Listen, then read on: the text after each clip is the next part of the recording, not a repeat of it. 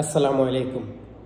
Saudi আরব প্রবাসী যাদের personal গাড়ি আছে অথবা আপনি হাউস ড্রাইভিং করেন বা যেই কোনো গাড়ি আছে, আজকের তাপমাত্রা 43। গতকালকে ঠিক এইরকম তাপমাত্রা ছিল। আমার একটা ভুলের কারণে বা মনে করেন আপনার একটা ভুলের কারণে আপনার গাড়ির অবস্থা হইতে পারে ঠিক এই রকম। ডিটেলস আপনাদেরকে একটু বোঝাই। এবং আপনারা সবাই এই স্প্রেটার সাথে পরিচিত।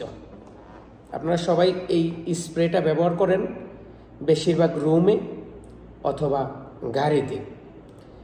রুমে ব্যবহার করেন রুমের গ্যারান যুক্ত হওয়ার জন্য, আর অনেকেই গাড়িতে আপনার বক্স সামনের আপনার সিটের ডান পাশে যে সিট থাকে সিটের বক্সের ভিতরে আপনি এরকম একটা স্প্রে রাখেন, অথবা আপনি যেখানে পানি রাখেন ওই জায়গার মধ্যে একটা স্প্রে রাখছেন।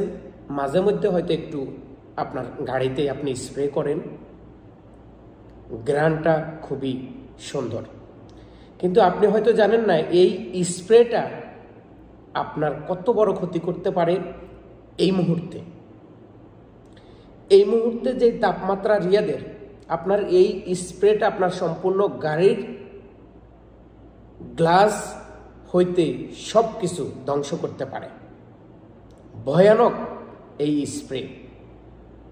গতকালকে আমি সকালে অফিসে আসছি, আসার সময় আমি এই স্প্রেটা এর আগের দিন রাত্রে কিনে আমার গাড়িতে রাখছি। আমি হয় গাড়িতে ব্যবহার করব অথবা অফিসে ব্যবহার করব। বিশেষ করেন আমি 9:30 গাড়িতে রাখি, আমি অফিসে আসছি।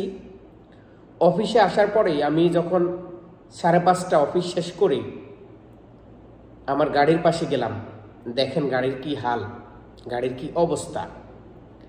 এটা দেখে আমার মাথাটা এত বেশি চক্কর দিছে। আমি সর্বপ্রথম টার্গেট করে নিছি যে কেউ না কেউ আমার গাড়িটার উপর পাথর মারছে, বড় ধরনের পাথর মারছে। মারার পরেই আমি গাড়ির ভিতরের পরিবেশ দেখে আপনাদেরকে দেখাই। ভিতরের পরিবেশ দেখে আমার হঠাৎ কেন সন্দেহ হইল যে পাথর মারলে এরকম তো হওয়ার কথা না। এরপরে আমার হঠাৎ মনে হলো যে আমি যে স্প্রেটা রাখছি, স্প্রেটা এখানে ছিল, যেখানে এই যে দেখেন এইখানে ছিল। যখন এটা নিচে ভাঙছে তখন আমার বুঝতে আর দেরি হয় নাই, স্প্রেটা বাস্ট হয়েছে। এরপরে আমি পুরা গাড়িটা খোঁজ করলাম, স্প্রেটা আর পাওয়া যায়নি। স্প্রেটা এই ছিদ্র দিয়ে আকাশে চলে গেছে। তো যারা শুধু সৌদি আরব না, সারা বিশ্বে বা যেই কোনো জায়গাতে আপনি গাড়ি চালান, গাড়িতে এই ধরনের স্প্রে রাখবেন না। অথবা বোতল জাতীয়, গ্যাস আছে বোতল জাতীয় কোনো কিছু রাখবেন না। বিশেষ করে অনেক সময় পানির বোতল, এই যে পানির বোতলটা দেখছেন না, এটাও কিন্তু রৌদ্রে ব্লাস্ট হওয়ার সম্ভাবনা থাকে। তো এজন্য আপনারা এই জিনিসগুলা গাড়ির মধ্যে কখনো রাখবেন না, তাহলে আমার মতো এরকম ক্ষতির সম্মুখীন কিন্তু আপনিও হবেন। আল্লাহ হাফেজ।